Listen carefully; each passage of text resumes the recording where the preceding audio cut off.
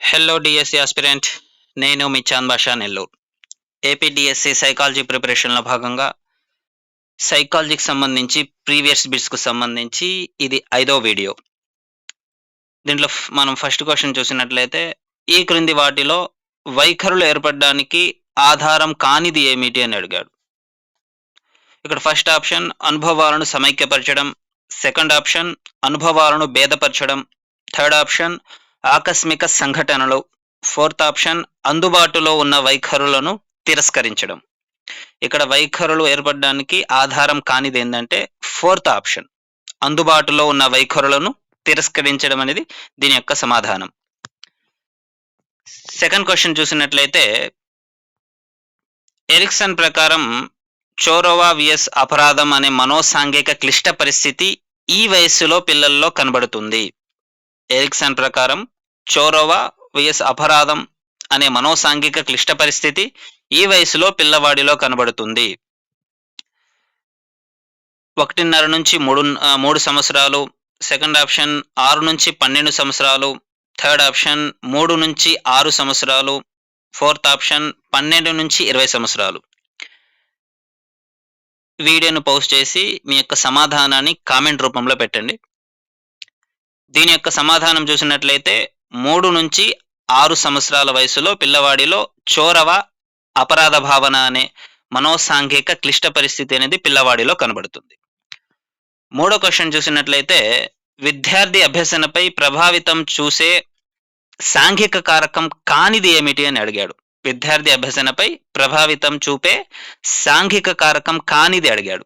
ఇక్కడ first option చూసినట్లయితే విద్యార్థి యొక్క ఆత్మనిగ్రహం, రెండో ఆప్షన్ విద్యార్థికి కలిగే ఒత్తిడి, థర్డ్ ఆప్షన్ విద్యార్థి యొక్క సాంఘిక పరిపక్వత, ఫోర్త్ ఆప్షన్ విద్యార్థి యొక్క అనువంశికత. వీడియోను పోస్ట్ చేసి క్వశ్చన్ చదివి మీ యొక్క సమాధానాన్ని కామెంట్లో పెట్టండి.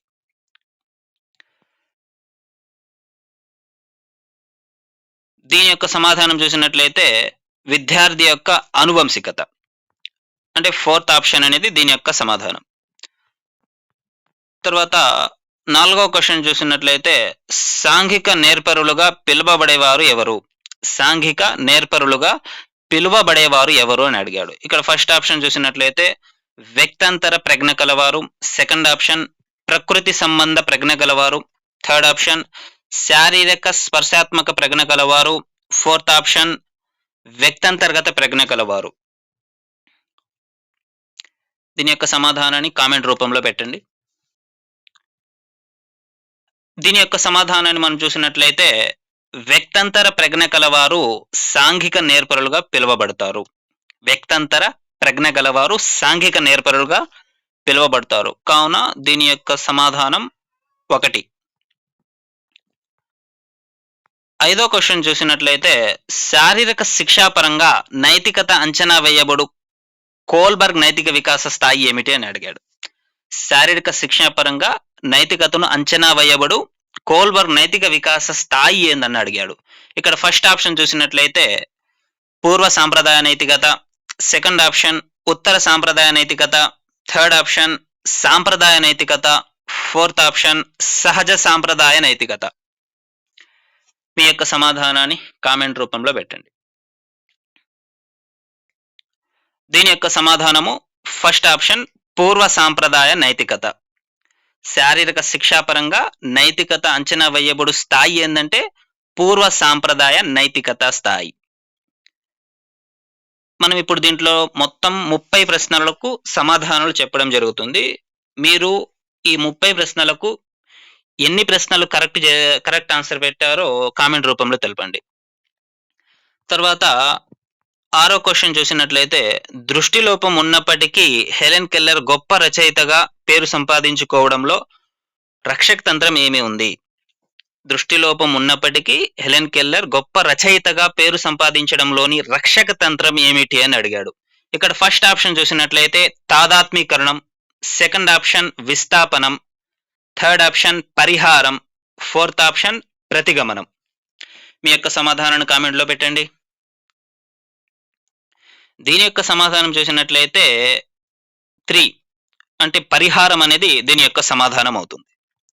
తర్వాత 7వ క్వెషన్ చూసినట్లయితే గోల్మెన్ ప్రకారము విశ్వసనీయత, అనుకూలనీయత, నవకల్పన, నైపుణ్యాలు, ఉద్వేగ ప్రజ్ఞలోని క్రింది విశేషకానికి చెందును. పైన చెప్పినటువంటి మొత్తం కూడా ఉద్వేగ ప్రజ్ఞలోని ఏ విశేషకానికి చెందుతాయని అడిగాడు.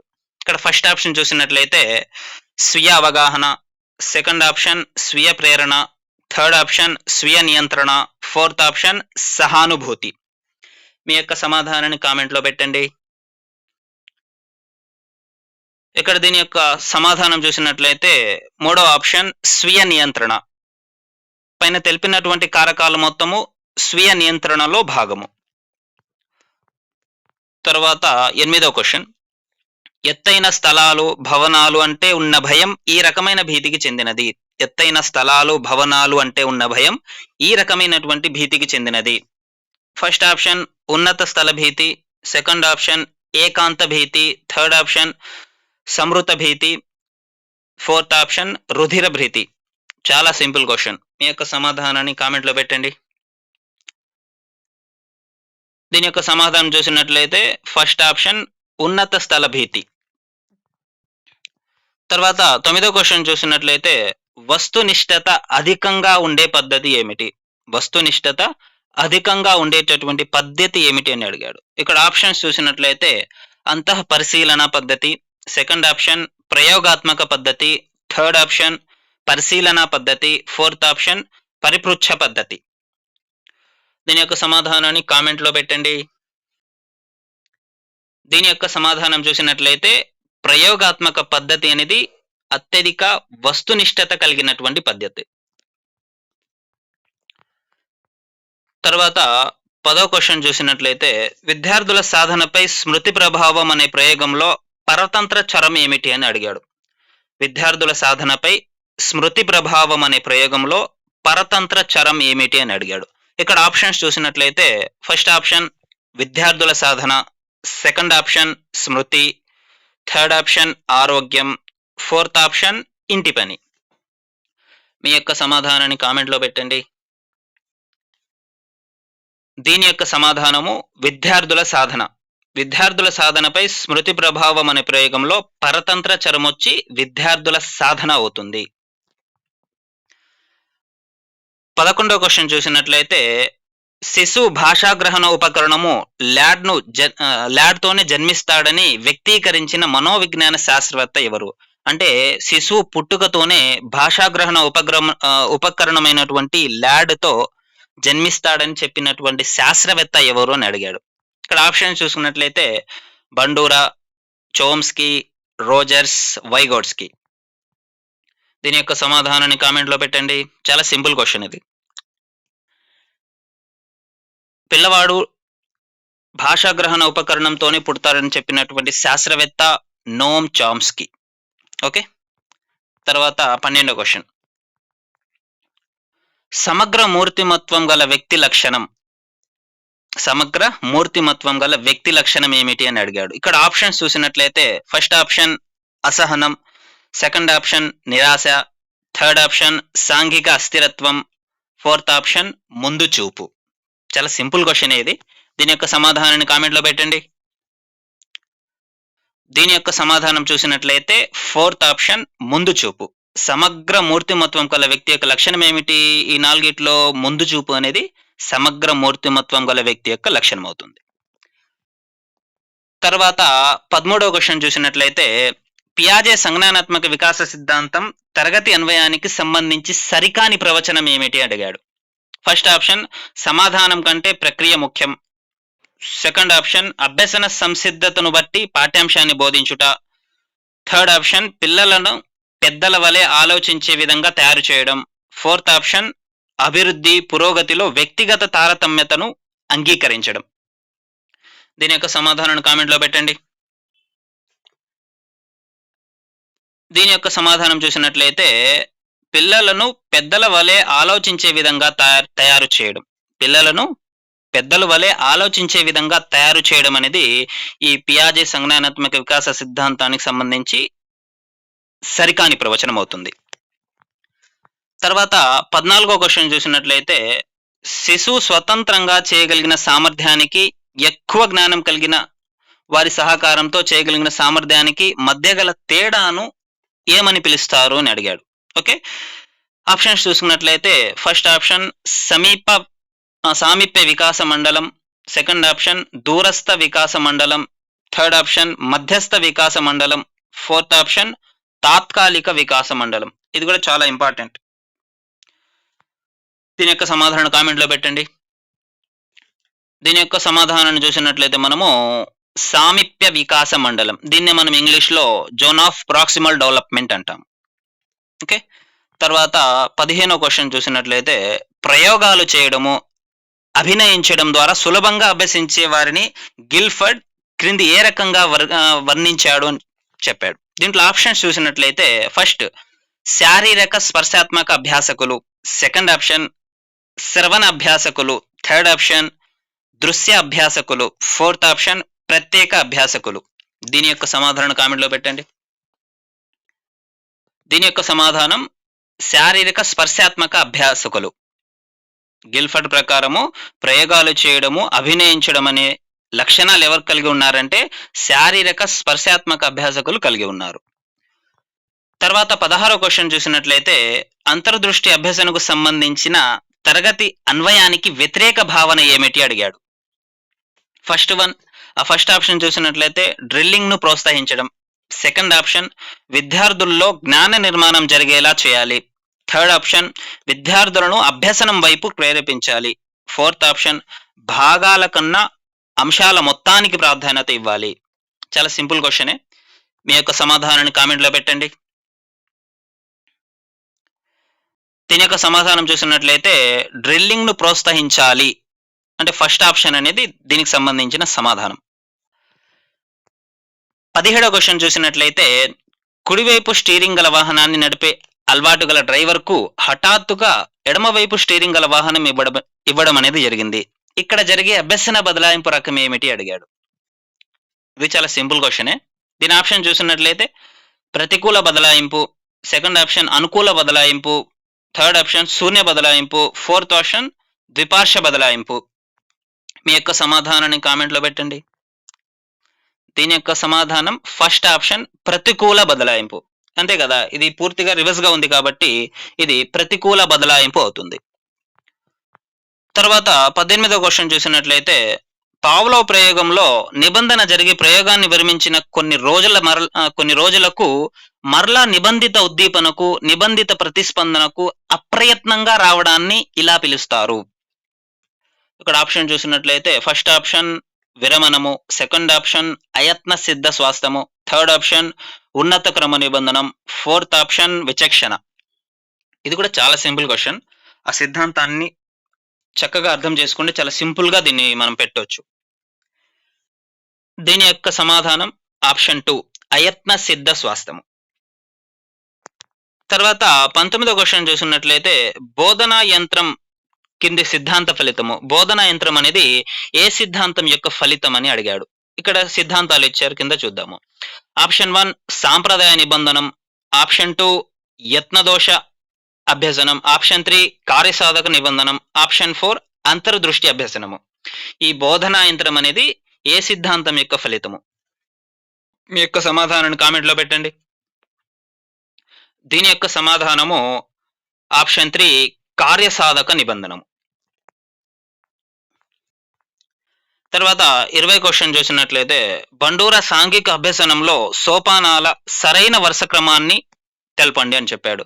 బండూరా సాంఘిక అభ్యసనంలో సోపానాల సరైన వరుస క్రమం ఏమిటి? ఇక్కడ మనకు కింద బండూరా సాంఘిక అభ్యసనంలోని సోపానాలు ఇచ్చాడు. ఇక్కడ మనం ఒక ఆర్డర్లో దాన్ని మనము ఐడెంటిఫై చేయాలి. ఫస్ట్ ఆప్షన్ చూసినట్లయితే ధారణ, అవధానం, నిష్పాదన, పునర్బలనం. సెకండ్ ఆప్షన్ నిష్పాదన, ధారణ, అవధానం, పునర్బలనం. థర్డ్ ఆప్షన్ అవధానం, నిష్పాదన, ధారణ, పునర్బలనం. ఫోర్త్ ఆప్షన్ అవధానం, ధారణ, నిష్పాదన, పునర్బలనం. మీ యొక్క సమాధానాన్ని కామెంట్లో పెట్టండి.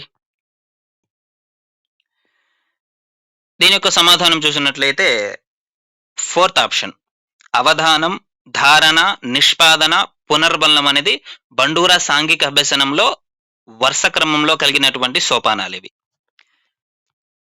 తర్వాత 21వ క్వెషన్ చూసినట్లయితే పరీక్షల కోసం షేక్స్‌పియర్ నాటకాలను చదవడము. అంటే పరీక్షల కోసము షేక్స్‌పియర్స్ యొక్క నాటకాలను చదవడము ఏమవుతుంది అని అడిగాడు. ఇక్కడ ఆప్షన్స్ ఇచ్చాడు. ఫస్ట్ ఆప్షన్ అంతర్గత ప్రేరణ, సెకండ్ ఆప్షన్ బహిర్గత ప్రేరణ, థర్డ్ ఆప్షన్ సాధన ప్రేరణ, ఫోర్త్ ఆప్షన్ కృత్రిమ ప్రేరణ. మీ యొక్క సమాధానాన్ని కామెంట్‌లో పెట్టండి. ఇది కూడా చాలా సింపుల్ క్వెషన్. దీని యొక్క సమాధానము ఆప్షన్ 2 బహిర్గత ప్రేరణ. అంటే పరీక్షల కోసం చదవడము, బహుమతుల కోసం చదవడము, ఈ మొత్తం కూడా బహిర్గత ప్రేరణ కిందకి రావడం జరుగుతుంది. తర్వాత 22వ క్వెషన్. విస్మృతికి కారణం కానిదేది అని అడిగాడిక్కడ. విస్మృతికి కారణం కానిది ఏది అని అడిగాడు. ఇక్కడ ఫస్ట్ ఆప్షన్ ఏకాగ్రత, సెకండ్ ఆప్షన్ అవరోధం, థర్డ్ ఆప్షన్ దమనము, ఫోర్త్ ఆప్షన్ అనుపయోగం అని అన్నాడు. ఇక్కడ మీ యొక్క సమాధానం కామెంట్‌లో పెట్టండి. దీని యొక్క సమాధానం చూసినట్లయితే ఏకాగ్రత అనేది స్మృతికి కారణం కాదు. ఓకే. ఈ ఏకాగ్రత అనేది విస్మృతికి కారణం కాదు. ఇది స్మృతికి కారణం. కాబట్టి దీని యొక్క సమాధానం ఫస్ట్ ఆప్షన్ ఏకాగ్రత. తర్వాత 23వ క్వెషన్ చూసినట్లయితే RTE right to education act 2009 ప్రకారము ఆంధ్రప్రదేశ్ రాష్ట్ర ప్రభుత్వ నియమావళి ప్రకారము ప్రాథమికోన్నత పాఠశాల ఆవాస ప్రాంతానికి ఈ పరిధిలో ఉండాలి. ఆ పరిధిలో ఆప్షన్స్ ఇచ్చాడు చూద్దాం ఇవి. ఫస్ట్ ఆప్షన్ చూసినట్లయితే 1 kilometre, second option 2 kilometre, third option 3 kilometre, fourth option 5 kilometre. ఇది కూడా చాలా సింపుల్ క్వెషనే. మీ యొక్క సమాధానాన్ని కామెంట్‌లో తెలపండి. దీని యొక్క సమాధానం చూసినట్లయితే 3 కిలోమీటర్ల పరిధిలో ప్రాథమికోన్నత పాఠశాల అనేది ఉండాలి. ఓకే. తర్వాత 24వ క్వెషన్. క్రింది వానిలో సామూహిక అభ్యసన విధానం ఏమిటి అని అడిగాడు. క్రింది వానిలో సామూహిక అభ్యసన విధానం ఏమిటి? ఆప్షన్స్ చూసినట్లయితే ఫస్ట్ ఆప్షన్ చర్చలు, సెకండ్ ఆప్షన్ దూర విద్య, థర్డ్ ఆప్షన్ వనరుల ఆధారిత అభ్యసనం, ఫోర్త్ ఆప్షన్ కార్యక్రమయుత అభ్యసనం. మీ యొక్క సమాధానం కామెంట్‌లో పెట్టండి.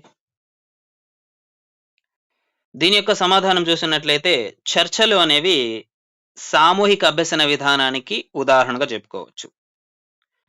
తర్వాత 25వ క్వెషన్ చూసినట్లయితే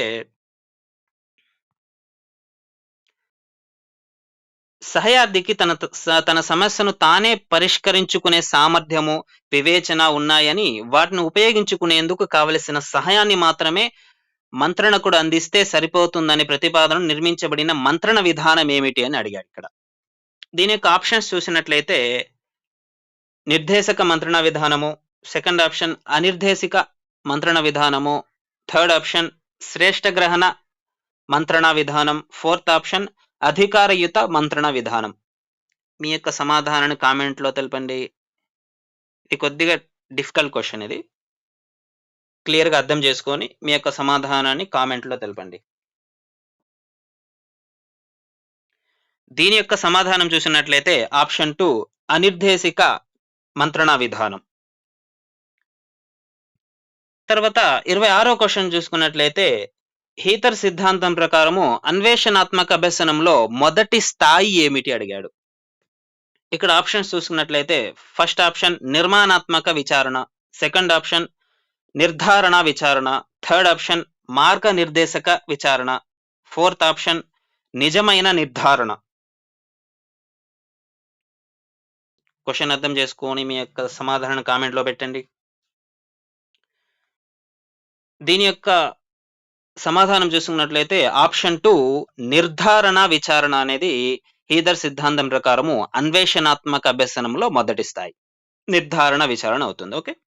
తర్వాత 27వ క్వెషన్ చూసుకున్నట్లయితే సహకార అభ్యసన తరగతి గది లక్షణం కానిది ఏది అని అడిగాడు. ఇక్కడ ఆప్షన్స్ చూద్దాము. ఫస్ట్ ఆప్షన్ విద్యార్థులు ఒకరిపై ఒకరు ఆధారపడి పనిచేస్తారు. సెకండ్ ఆప్షన్ విద్యార్థుల మధ్య సహకారము తక్కువగా ఉంటుంది. థర్డ్ ఆప్షన్ విద్యార్థుల్లో వ్యక్తిగత బాధ్యత, జవాబుదారీతనం అనేది ఉంటుంది. తర్వాత ఫోర్త్ ఆప్షన్ విద్యార్థులు జట్టుగా పనిచేసి సమస్యను సాధిస్తారు. దీని యొక్క లక్షణం కానిది అడిగాడు. కాబట్టి వీడియోని పౌజ్ చేసి క్వెషన్ చదివి మీ యొక్క సమాధానాన్ని కామెంట్‌లో పెట్టండి. దీని యొక్క సమాధానం చూసినట్లయితే విద్యార్థుల మధ్య సహకారం తక్కువగా ఉంటుందనేది దీని యొక్క లక్షణం కానిది కాబట్టి ఆప్షన్ 2 అనేది దీని యొక్క సమాధానం. తర్వాత 28వ క్వెషన్. సమ్మిళిత విద్యలో వనరుల నమూనా బోధన వీరితో జరుగుతుంది. సమ్మిళిత విద్యలో వనరుల నమూనా బోధన వీరితో జరుగుతుంది. ఆప్షన్స్ చూసినట్లయితే రెగ్యులర్ ఉపాధ్యాయుడు, రీసోర్స్ ఉపాధ్యాయుడు. ఆప్షన్ 2 రెగ్యులర్ ఉపాధ్యాయుడు, సంచార రీసోర్స్ ఉపాధ్యాయుడు. ఆప్షన్ 3 ప్రత్యేక శిక్షణ పొందిన రెగ్యులర్ ఉపాధ్యాయుడు.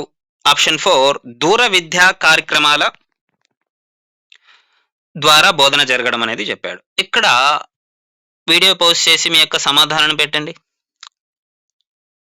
దీని యొక్క సమాధానం చూసినట్లయితే ఆప్షన్ 1 రెగ్యులర్ ఉపాధ్యాయుడు ప్లస్ రీసోర్స్ ఉపాధ్యాయుడు. 29వ క్వశ్చన్ చూసినట్లయితే బ్రూనర్ ప్రకారము అభ్యసన అంశానికి సంబంధించిన విషయాన్ని అందించే క్రమశ్రేణి పద్ధతులకు సంబంధించనిది అడిగాడు ఇక్కడ. బ్రూనర్ ప్రకారము అభ్యసన అంశానికి సంబంధించిన విషయాన్ని అందించే క్రమశ్రేణి పద్ధతులకు సంబంధించనిది ఏదని అడిగాడు ఇక్కడ. ఇక్కడ ఆప్షన్స్ చూసుకున్నట్లయితే క్రియాత్మక పద్ధతి, ఆప్షన్ 2 చిత్ర ప్రతిమ పద్ధతి, ఆప్షన్ 3 ప్రతీకాత్మక పద్ధతి, ఆప్షన్ 4 అంతర్దృష్టి పద్ధతి. వీడియోని పోస్ట్ చేసి క్వశ్చన్ చదివి మీ యొక్క సమాధానం కామెంట్లో పెట్టండి. దీని యొక్క సమాధానం చూసినట్లయితే అంతర్దృష్టి పద్ధతి అనేది ఈ బ్రూనర్కు సంబంధించని పద్ధతి. ఈ అంతర్దృష్టి పద్ధతి అనేది వేరుది, బ్రూనర్కు సంబంధించని పద్ధతి. కాబట్టి ఆప్షన్ 4 అనేది 29వ క్వశ్చన్కి ఆన్సర్ అవుతుంది. తర్వాత లాస్ట్ క్వశ్చన్ చూసినట్లయితే ఉపాధ్యాయ కేంద్రిత పద్ధతిని సూచించే తరగతి సన్నివేశం ఏమిటి అని అడిగాడు. ఉపాధ్యాయ కేంద్రీకృత పద్ధతిని సూచించేటటువంటి తరగతి గది సన్నివేశం ఏమిటి అడిగాడు. ఫస్ట్ ఆప్షన్ మూల్యాంకనం స్వేచ్ఛాయుత ప్రక్రియలో జరుగుతుంది. సెకండ్ ఆప్షన్ ఫలితానికే ప్రాధాన్యత ఉంటుంది. థర్డ్ ఆప్షన్ కృత్యాలు విద్యార్థులచే ఎంపిక చేయబడతాయి. ఫోర్త్ ఆప్షన్ జ్ఞాన నిర్మాణం అనేది జరుగుతుంది. దీన్ని చదవండి, చదివి మీ యొక్క సమాధానాన్ని కామెంట్లో పెట్టండి. దీని యొక్క సమాధానం చూసినట్లయితే సెకండ్ ఆప్షన్ ఫలితాలకే ప్రాధాన్యత ఉంటుందనేది దీనికి సంబంధించినది.